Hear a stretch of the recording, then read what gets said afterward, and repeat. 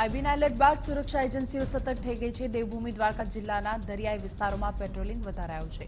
Marine police દ્વારા speed બોટથી patrolling કરવામાં આવી રહ્યું છે અને આ સાથે ઓખા બંદર અને દરિયામાં સુરક્ષા પણ સઘન કરાઈ છે। તો બેટ દ્વારકા મંદિર અને ચેકપોસ્ટ પર પણ સુરક્ષા વધારવામાં આવી છે। રાજકોટમાં સ્વાઇન ફ્લૂને કારણે 2 દર્દીના મૃત્યુ। ભાયાવદર અને ઉપલેટાના ઢાંક ગામના આધેડનું ખાનગી હોસ્પિટલમાં સારવાર દરમિયાન મૃત્યુ થયું। રાજકોટમાં સ્વાઇન ફ્લૂને કારણે અત્યાર સુધીમાં 47 દર્દીના મૃત્યુ થઈ ચૂક્યા છે। જામનગરમાં સ્વાઇન ફ્લૂને કારણે વધુ એક દર્દીનું મૃત્યુ થયું છે। 42 વર્ષીય મહિલાનો સ્વાઇન ફ્લૂએ ભોગ લીધો। સ્વાઇન ફ્લૂથી જિલ્લામાં અત્યાર સુધીમાં 13 લોકોના મૃત્યુ થઈ ચૂક્યા છે, તો 15 દર્દી હજુ પણ સારવાર હેઠળ। જૂનાગઢમાં ઓક્ટોબર મહિનામાં સિંહોનું રસીકરણ કરવામાં આવ્યું હતું, ત્યારે રસી મૂક્યા બાદ સિંહની બીમારીનો એક પણ કેસ સામે નથી આવ્યો। ઓક્ટોબરમાં વાયરસને કારણે 34 સિંહોને અસર થઈ હતી, ત્યારે વન વિભાગે રેસ્ક્યુ કરી અને 5 મહિનાની અંદર સિંહોને સંપૂર્ણ રીતે સારવાર આપીને સુરક્ષિત જાહેર કર્યા છે। તો હવે આ 34 સિંહોને મુક્ત કરવામાં આવશે। આ ઉપરાંત વન વિભાગે જંગલમાં અલગ અલગ 24 નાકાઓ પર સીસીટીવી મૂક્યા, જેનું કંટ્રોલિંગ મુખ્ય કચેરીથી કરીને અવરજવર પર પણ નજર રાખવામાં આવશે। અમદાવાદના જુહાપુરા વિસ્તારમાં આવેલા રોયર અકબર પાસે કિશોરીના અપહરણનો પ્રયાસ થયો। આરોપીઓ કિશોરીને બળજબરીપૂર્વક કારમાં ઉઠાવી ગયા હતા, જોકે કિશોરીએ સ્વબચાવમાં ચાલુ કારમાંથી ઝંપલાવ્યો અને કિશોરીને હાથ અને પગમાં ઈજા થતા સારવાર માટે લઈ જવામાં આવી। અમદાવાદના માધવપુરા પોલીસ મથકમાં 5 વ્યાજખોર વિરુદ્ધ ફરિયાદ દાખલ થઈ, જે પૈકી 2ની ધરપકડ કરવામાં આવી।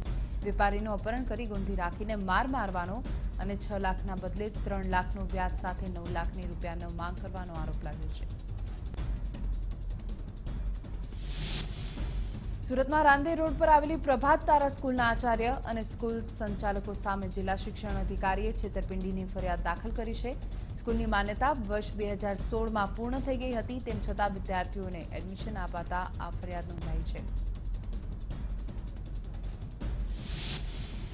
અમદાવાદના હાટકેશ્વરમાં આવેલા સીટીએમ રોડ પર આવેલી ભાગ્યોદય સોસાયટીમાં મહિલાએ બેંક અધિકારી અને પોલીસની સામે ઝેર પીધું। બેંકના હપ્તા ન ભરી શકતા બેંક અધિકારી અને પોલીસ ઘરને સીલ કરવા માટે પહોંચ્યા હતા અને મહિલાને સારવાર માટે ખસેડાઈ છે। રાજકોટમાં ગોંડલના ભરૂડી ટોલટેક્સ પાસે ગોમાંસ સાથે 2 મહિલા ઝડપાઈ। 2 એસટી બસમાંથી ગોરક્ષકોએ પોલીસને સાથે રાખી ગોમાંસ સાથે બંને મહિલાને ઝડપી પાડી હતી।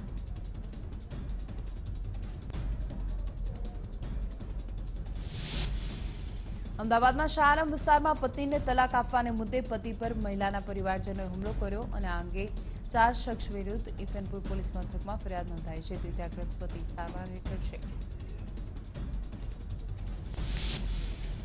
સુરેન્દ્રનગરમાં ચોટીલા રાજકોટ હાઈવે પર મોરડી ગામ પાસે સ્કૂલ બસ અને ટ્રક વચ્ચે અકસ્માત થયો, જેમાં 20 વિદ્યાર્થીઓને નાની મોટી ઈજા થતા સારવાર માટે ખસેડવામાં આવ્યા। તો જ્યારે બસ શાળાએ જઈ રહી હતી ત્યારે અકસ્માત સર્જાયો। શહીદોને શ્રદ્ધાંજલિ અર્પણ કરવા માટે રાજકોટમાં લોક ડાયરાનો કાર્યક્રમ યોજાયો, જેમાં રાજભા ગઢવી દ્વારા એક શામ શહીદો કે નામ કાર્યક્રમ દ્વારા શહીદોને શ્રદ્ધાંજલિ અર્પણ કરવામાં આવી। ડાયરામાં રૂપિયાનો વરસાદ વરસાવવામાં આવ્યો, તો આ રકમ શહીદોના પરિવારને આપવામાં આવશે। વલસાડ પાસે આવેલા ચાણોદમાં લોકો ગંદકીને કારણે ત્રાહિમામ પુકારી ઉઠ્યા છે। 30,000થી પણ વધુ વસ્તી ધરાવતા ચાણોદમાં ચારે તરફ ગંદકીના સામ્રાજ્ય જોવા મળી રહ્યા છે, જેના કારણે સમગ્ર ગામમાં મચ્છરનો ઉપદ્રવ વધ્યો છે। આ ઉપરાંત ગામમાં અવારનવાર રોગચાળો પણ ફેલાઈ રહ્યો છે। દેશમાં લોકસભા ચૂંટણીના બ્યુગલ ફૂંકાઈ ગયા છે, ત્યારે સમગ્ર દેશમાં નેતાઓના ફોટાવાળી સાડીઓની માંગ વધી રહી છે।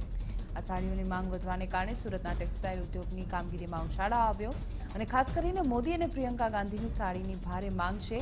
રાજકીય પ્રચાર માટે રાજકીય પક્ષો આ પ્રકારની સાડીનો ઉપયોગ કરે છે।